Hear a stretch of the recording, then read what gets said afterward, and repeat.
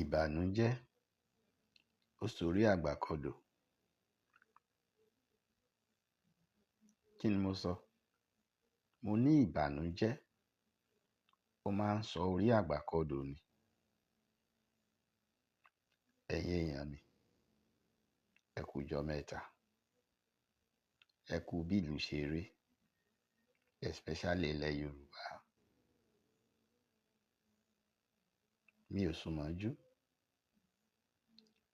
Tí n bá sùn díẹ̀, tí n bá jí, àwòrán nǹkan tó ṣẹlẹ̀ sáwọn ọmọ school yẹn, òun ló ń wá sí ọkàn mi. Ẹ má gbàgbé pé mi ì ríran o. Mi ì rántí ijọ́ tí mo ti sunkún gbẹ̀yìn in my last since I was 74 years on earth tí mo ti lò. Ṣùgbọ́n àwọn ìṣẹ̀lẹ̀ tó ṣẹlẹ̀ ní Ọ̀yọ́ State ní school mẹ́ta ó gbomijé lójú mi. Mi ò lè fi mára. Àtijọ́ Friday, mi ì mọ bí tí mo wà. Ẹ̀yin èèyàn mi, tó bá jẹ́ pé ẹ ní ẹ̀jẹ̀ àti ọkàn, ẹ̀yin tí ẹ bá ní ẹ̀jẹ̀ tó ń ṣàn lára yín, tẹ́ ẹ dẹ̀ ní ẹ̀rí ọkàn, ọ̀rọ̀ tí mò ń sọ yà yé yín. Mo fẹ́ address Bàbá Tinubu. Mo fẹ́ address President Bola Ahmed Tinubu. President Bola Ahmed Tinubu, èmi tí mò ń bá yín sọ̀rọ̀ yìí, if I'm not mistaken, èmi àti ẹ̀yin á fẹ́ jẹ́ the same age group according to your official age, because I know your real age is not what you declare, but let's work with your official age. So you were born in 1952, March 29. I was born in 1952, February 16. So sàwáwù làjọ jẹ́. Dó Ọlọ́run fi yín sí ipò, kó gbé yín dé ipò senator. From there, ẹ became governor. From there, ẹ wá di president. Bàbá Tinubu, bẹ́ẹ̀ ṣe ní ọmọ ni mo ní ọmọ. Mo lọ́kùnrin, mo lóbìnrin. Bẹ́ẹ̀ ṣe ní grandchildren ni mo ní grandchildren. Èmi náà mo dẹ̀ fẹ́ believe pé àwọn ọmọ yín ti tún ní children. Àwọn ọmọ yín, so you are a grandfather, great grandfather. Bàbá Tinubu, ẹ jọ̀ọ́ sà, láti Friday tí ìṣẹ̀lẹ̀ yẹn ti ṣẹlẹ̀, táyé gbọ́ tọ̀run mọ̀, ṣé ẹ fẹ́ sọ pé ẹ gbọ́ nǹkan kan, àbẹ́ ò rí nǹkan kan? And you are so peaceful. Ẹ dẹ̀ ń sùn nínú ilé yín. Ẹ dẹ̀ ń jẹun breakfast, lunch and dinner. Why those small children? Imagine those children, Bàbá Tinubu. Look at them. Mo mọ̀ pé ẹ rí fídíò, èmi ò rí nǹkan kan, mi ì lè ríran. Mi ì ríran kì í ṣe pé bóyá mi ì fẹ́. Ibi tán tì mí sí ni mo wà. 15 years of experience in darkness, in total blackout. Ṣùgbọ́n ìyẹn kọ́ ni mo fẹ́ sọ láàárọ̀ yìí. Ìbànújẹ́ ó sọ orí àgbà mi, ó sọ kodò. Bàbá Tinubu, look at your tenure since you came in 2023. What has improved positively in all spheres of life? Mo ń bá yín sọ̀rọ̀ gẹ́gẹ́ bí ọmọ Yorùbá. Mo ń bá yín sọ̀rọ̀ gẹ́gẹ́ bí àgbàlagbà. Mo ń bá yín sọ̀rọ̀ gẹ́gẹ́ bí ẹni tó ń sunkún sínú nítorí tó ń ṣẹlẹ̀ yẹn. Tó bá jẹ́ ọmọ mi náà lọ kó ń kọ́.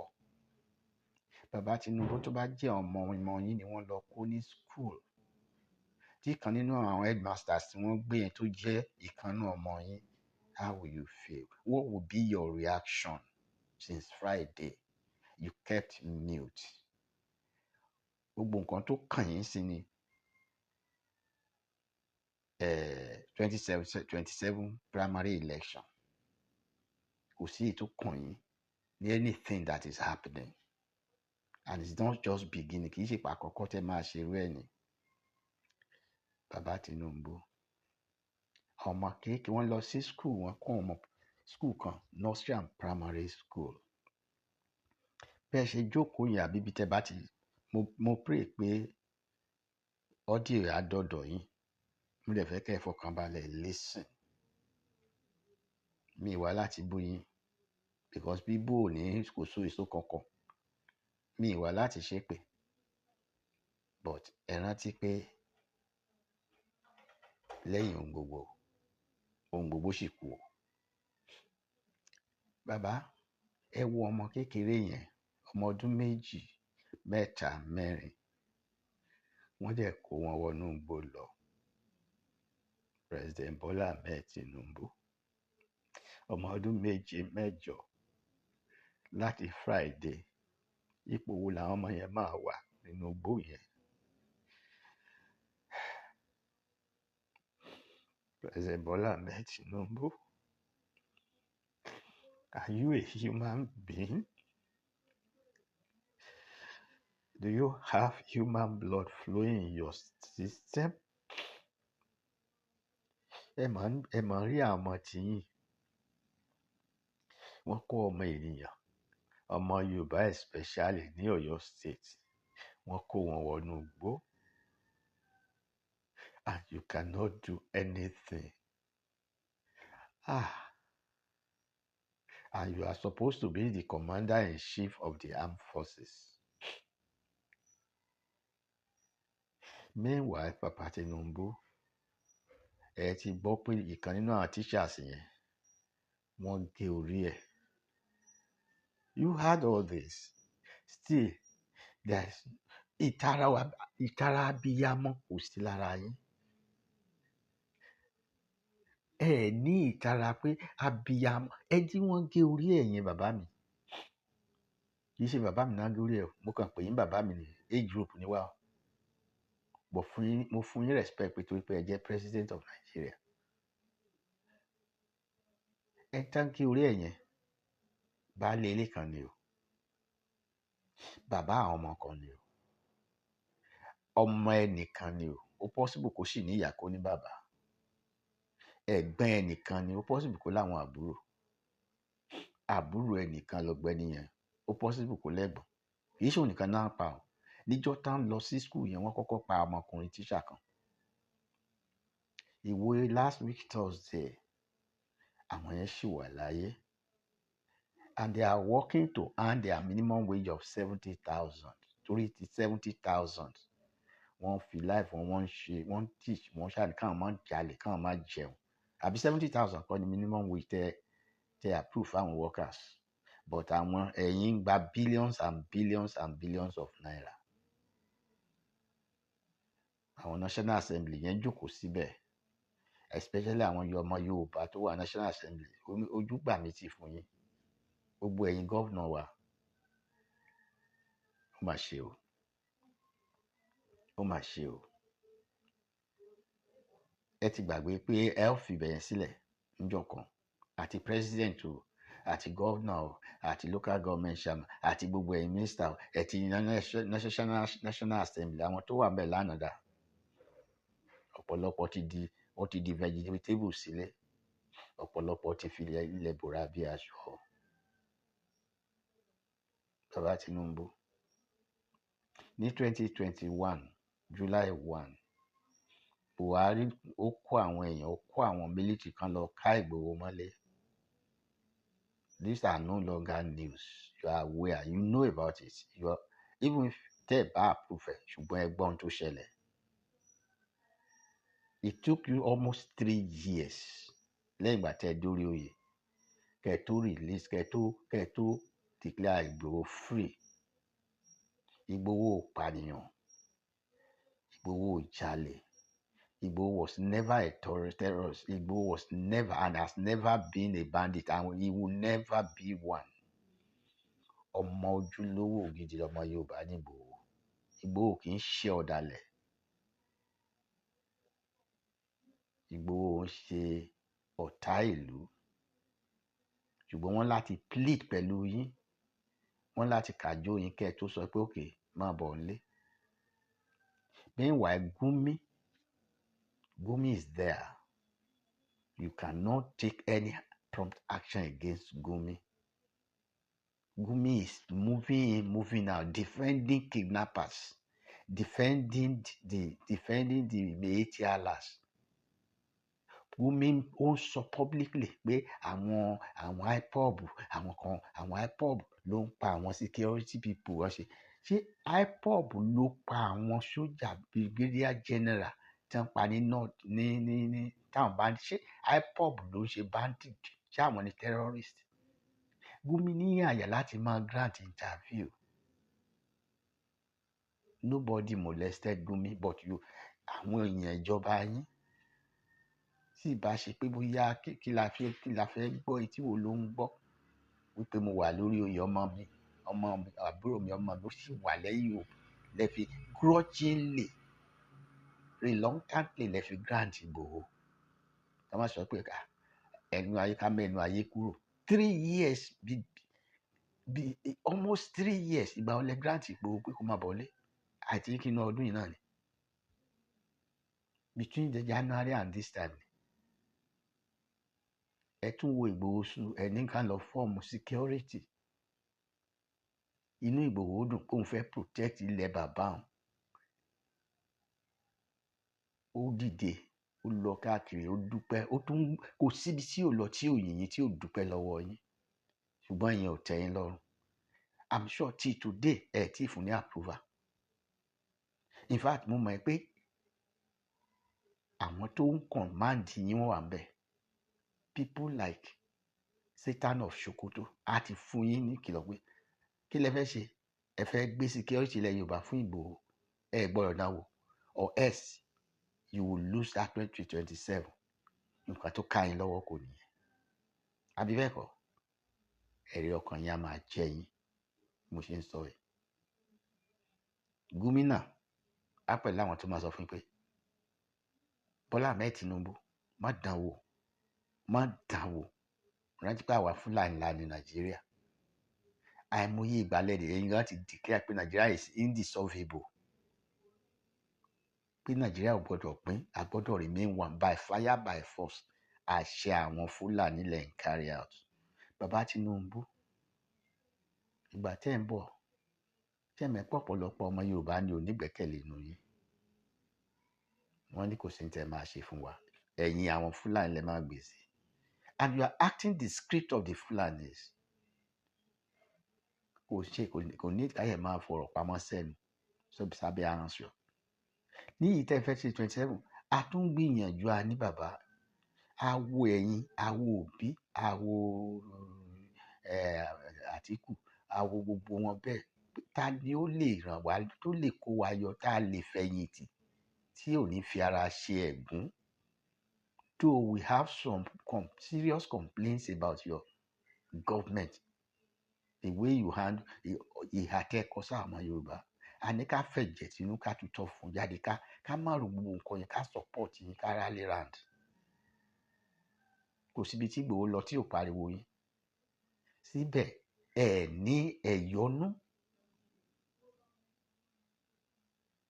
kò sí a ní ká rally ṣé àwa tá a fẹ́ rally round yín tí wọ́n ń gbé ọmọ wa ìkókó ẹ wo bàbá ẹ wo àwọn ọmọ kéékèèké yẹn ọmọ ọdún 2 3 4 5 6 tí wọ́n ti kó lọ láti jọ Friday irú condition wo irú traumatic effect wo ní situation yẹn máa rí lára àwọn ọmọ yẹn wọ́n máa wá mọ́mí wọn ò rí mọ́mí aṣọ kan tó ti wà lọ́rùn wọn yẹn náà wọ̀ wọn ò lè change pant àwọn ọmọ yẹn àwọn tó tún jẹ́ bí àgbà díẹ̀ nu wọn tó jẹ́ pé wọ́n tún ti ń ṣe menstruation kò sí pad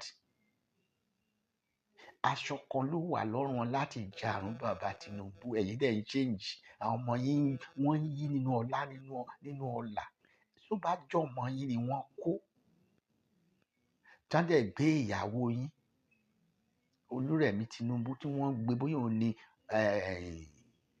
proprietor of the school tí wọ́n kó gbogbo wọn lọ sínú igbó imagine what they will be doing to your children and to your wife. Àwọn terrorists ṣe mọ̀ pé maniac ni wọ́n kò sẹ́ni tí wọn ò lè fún ní ìbásùn bọ́mọ ti wù kó kéré tó ọmọbìnrin wọ́n lè máa fọwọ́ rò ó kó máa kí ọwọ́ sí ìsàlẹ̀ ọmọ yẹn, kò sí tó kàn wọ́n. Àwọn tán ti mu drug yóò bàjẹ́. Ẹ dẹ̀ jókòó bàbá Tinubu, and you are busy agitating for 2027. Àti they halfway 2026. Now imagine if this thing continues, ta lẹ fẹ́ kó dìbò fún yín nílẹ̀ Yorùbá? Àwọn èèyàn ń compare gọ́ọ̀mẹ̀ntì yín pẹ̀lú gọ́ọ̀mẹ̀ntì Buhari. They have every justification to rate you worse than Buhari. Ẹ lè lẹ́ni pọ́lísì o, ẹ̀kẹ́ máa ka GP o, GTP, kíní kan, kí ni wọ́n ń pè, kí ni wọ́n tẹ́ máa ń ka economical statistics wọ̀nyí. Kò dé ọ̀dọ̀ àwa. In tí owó wa bá rà, inú ìgbádùn tá a bá wà làwa mọ̀. Ta ló fẹ́ kàn lọ́la bàbá? Kílẹ̀ tó ṣú léde ní Tuesday 19th day of May 2026. Tálámà tó máa kà kílẹ̀ tó ṣú. Ẹ dẹ̀ behave as if you are immune to anything. Ó ń ṣẹlẹ̀ ní Plateau. Tẹni tó ń lọ síbẹ̀ dé airport lẹ ti padà. A whole head of state, a whole president. Wọ́n ọmọ yín. Have you forgotten that you are the father of the nation? Ní tó bá ṣẹlẹ̀ sí A, tó bá ṣẹlẹ̀ sí B, tó ṣẹlẹ̀ sí ẹ̀yin ló gbọ́dọ̀ ní ìtara gẹ́gẹ́ bí abiyamọ, ṣùgbọ́n ẹ ní ìtara. You are busy jostling. Kò take any time bàbá. Just a stroke of the pen. Ẹ unleash ẹ lérí governor Rivers State Fubara. Ẹ suspend a whole governor that was elected just as you were also elected. You disband, you suspended the whole assembly. Instead of finding a solution, kẹ́yìnjú ẹ̀ torí Wike, because of Wike, you were dancing to the tune of Wike. And it's so glaring.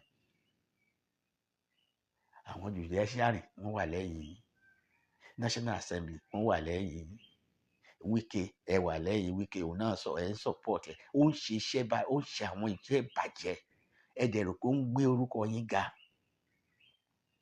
Gbogbo nǹkan wọ̀nyí náà máa kà mọ́ yín lẹ́sẹ̀ bàbá Tinubu. Tẹ́ ẹ bá ṣọ́ra bí ẹ ṣe ń bá lọ bàbá Tinubu. Mo mọ̀ pé ẹ ní plan yín o. You have your blueprint in advance. Whatever happens, you want to damn the consequence. Kó má jẹ́ orí yín, ìtàn yín ní máa fi ṣe legacy ní Nàìjíríà. Àwa ò tiẹ̀ fẹ́ wà ní Nàìjíríà.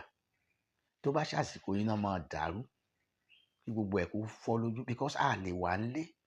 Àwọn kan wọ́n ní audacity láti máa gbé ìbọn, and they show it with minding the whatever. Kò sí nǹkan tí military lè ṣe. Bàbá ẹ jẹ́ kí n rán yín létí tó ń ṣẹlẹ̀ lọ́yọ̀ state nsìn. It has been planned, and it is the military hierarchy yín wọ́n mọ̀ nípa ẹ̀. Màá ṣàlàyé. Ó fẹ́ tó oṣù kan àbí méjì, going to 2 months nsìn, ní Chief of Defence Staff tó jọ ọmọ Yorùbá, mi ìrántí orúkọ báyìí, ọmọ sápá mi lórí, ló jáde síta. Ó ní ká treat àwọn Boko Haram bíi prodigal son. Wípé kì í ṣe ìpínlẹ̀. Wọ́n ṣàṣàlàyé yẹn. So irritating, so disgusting létí, so appalling. Kí odidi Chief of Army Staff máa defend àwọn killer squad, tó máa defend àwọn mujẹmujẹ, tó ní ká treat wọn gẹ́gẹ́ bíi prodigal son. Mo reply nígbà yẹn. Mo ní ṣe prodigal son nígbà tó kó lè bàbá ẹ̀, ó gbébọn dání, àbó lọ gbébọn ja ìlú ibi tó ń lọ.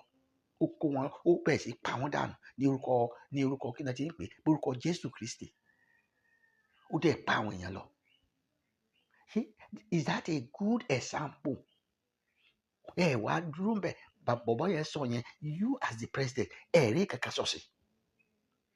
Kò ju ọ̀sẹ̀ mélòó kan lẹ́yìn ìgbà yẹn wọ́n ní àwọn repentant Boko Haram, recapitulated Boko Haram, reforgiven Boko Haram, kìíní kan re-educated, 6 months training, 774 ẹ wá dà wọ́n sílùú. ǹjẹ́ my implication kan tá à ń ṣe yẹn bàbá? One Boko Haram lára àwọn tán dà síta yẹn á lọ sí local government kan, so they will all go to each of the local government and establish their presence there. wọ́n á establish pé àwọn ti dé, wọ́n á dẹ̀ wá, wọ́n wá bẹ̀rẹ̀ sí organize ara wọn in that local government. tán bá ti ṣe organize, wọ́n á fúnra wọn ní some training and logistic instructions. wọ́n wá dà wọ́n síta pẹ̀lú ìbọn. ó lẹ́rí tó ṣẹlẹ̀ ní Ọ̀yọ́ state, ṣeré wọlé náà pé àbírí akárí ọ̀rọ̀ ẹ̀bà. òun lẹ́rí yẹn just one local government. That's it. ṣé ẹ mọ̀ pé before kí Ramadan ọdún yìí tó parí, wọ́n send the letter síta wípé immediately after Ramadan àwọn máa launch full attack nílẹ̀ Yorùbá. ẹ ṣe bẹ́ẹ̀, ẹ fi gbígbọ́ ṣaláì gbọ́. As the president and commander-in-chief, I expect you to set up a committee to investigate, to trail and trace that letter. But you didn't do it. Now, ṣe rí i pé wọ́n ti bẹ̀rẹ̀ sí múṣẹ́. wọ́n sọ ṣe débi pé plan wọn pé any military, any security agent tó wá máa trail wọn, wọ́n ti plan ẹ̀ pé àárí bomb. So kan tó dọ̀dọ̀ wa àwọn fúnra wọn ti kú. ṣe rí sophistication táwọn fi operate, they are far ahead of Nigerian military. Bàbá Tinubu, tí Nàìjíríà bá fọ́ lórí yín, mi ní sunkún fún yín o. ọ̀rọ̀ mi ò ní dàbí ọ̀rọ̀ witness child ti African child àbí kí náà pè African child, whatever. ẹ̀yin lẹ fọwọ́ ara yín fà á. tí Nàìjíríà bá dàrú kó dàrú, because ẹ ó rà pé ẹ lójú àánú. You don't care at all. àní mi ìsùn mọ́jú lẹ́ni láti jọ Friday mo ti ń ro ọ̀rọ̀ yẹn. ó dójú ẹ̀ lálẹ́ mi ìsùn. tí n bá ti tajọ́ ibi tí ọmọ yẹn wà, màmá rò kí náà ń ṣe, báwo ni ọmọ yẹn ṣe ń ṣe. ṣé àwọn tí wọ́n kó sí, ṣé ibi tí wọ́n kó wa lọ, ṣé ilé wà ń bẹ̀ ni, ṣé hall wà ń bẹ̀ ni. òjò àárọ̀ á pa wọ́n mọ́ bẹ̀, oòrùn á pa wọ́n mọ́ bẹ̀, omi ìdọ̀tí náà máa fún wọn mu. wọ́n wá ń dúbò wọn líkọ̀ọ̀kan. ẹ̀ẹ́dẹ̀ dákẹ́, lè make public statement, kẹ́ declare, kẹ́ stand like ojúlówó àti ògidì ọmọ Yorùbá. In fact, I doubt. Bàbá Tinubu, you give me room to doubt whether indeed you are a true son of Yoruba land. Every time máa ń wọ ọ̀rọ̀ yín, máa ń gbé ọ̀rọ̀ yín wò, ṣé lóòótọ́ ni bàbá ìjọmọ Yorùbá? èmi tí mo ríran tí mo fọ́ lójú yìí, mi lè wà ní ipò tẹ́wà yẹn fún 1 year kí wọ́n mọ̀ ètò kán má rí ìyàtọ̀ ẹ̀. ihun tó bá máa gbà ló máa gbà. ihun tó bá máa gbà, it is your time. You must prove it and stand gidigba like Igbo stood for his people. You have never in any instance stood for us in Yoruba land. Igbo fi ẹ̀mí ẹ̀ lélẹ̀, wọn ò dẹ̀ rí pa. ẹ̀yin ò lè ṣe yẹn torí pé you want to, ṣé ẹ fẹ́ dọlọ́run ni? You want to become God? You spend one time, ní one time tó kù ẹ lè sọ pé ó kẹjá kó kí àwọn èèyàn mi ìyàtọ̀ ń jẹ ti pọ̀ jù, ẹ jẹ́ kí n kó wọn kúrò nínú Nàìjíríà. No, ìkìsí tẹ̀ máa sọ pé Nàìjíríà ò ṣe é dissolve, it's indissolvable. We must be one Nigeria. But ẹ̀jẹ̀ ń gbé wa lérúbọ̀ àwọn Fúlàní. Bàbá Tinubu, àárọ̀ ìsìn GM tí àbí àwọn ọmọ yẹn níbi táwọn àwọn ò rí tí mọ̀. ẹ̀jẹ̀ oríṣiríṣi tó wù yín.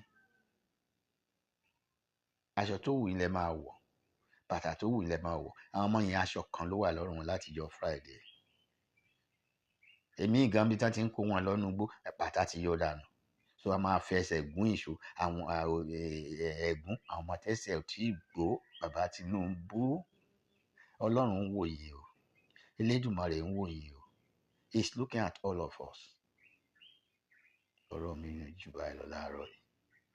bá ṣe wù yín kẹ́ ẹ ṣe, ṣùgbọ́n kò sí tó níbẹ̀rẹ̀ láyé tí ò lópin. ṣe rí i pé bí mo ṣe ń sọ̀rọ̀ mo ń sunkún sínú. kò sí kankan náà àmọ́ tó wà níbọ̀ yẹn tó jọ mọ̀ mi, ṣùgbọ́n mọ̀ mi ni wọ́n. nítorí pé mo ní feelings. mo ní conscience. Ìyẹn ló jìnnà sí ọ̀pọ̀lọpọ̀ ẹ̀yin tí ẹ jẹ́ political and religious leaders wa. Ẹ kàn make owó ni, kò sí èyí tó kàn yín. Iná wa iná ò sí, security wa kò sí, oúnjẹ wa kò sí, àrèpora àrèpòdé. Ẹ dé ìníṣẹ́ first day ẹlẹgbẹ́sẹ̀ kó ẹyọ subsidy. Kí látúbọ̀ tán subsidy tẹ́ ẹ yọ? Tẹ́ ẹ bá yọ ṣé kì í ní bẹ́tà fún wa? Àárín epo ní 1,400. Kí wàá ní basic point tí ẹ mú jáde nínú subsidy?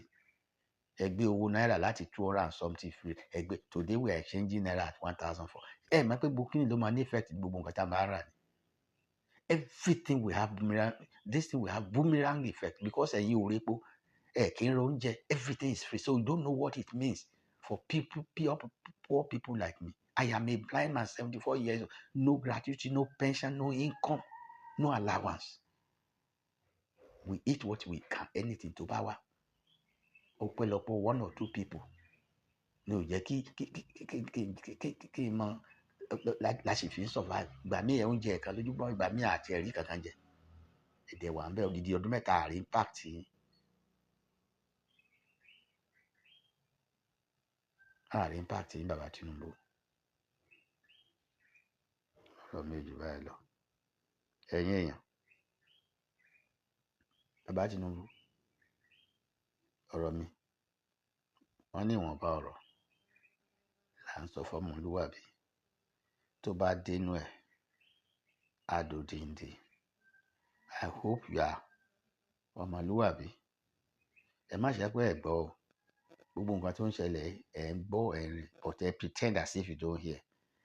But you know how to plead for people to come and cast vote láti wá ṣe. Ẹ ṣe, ó dàbọ̀.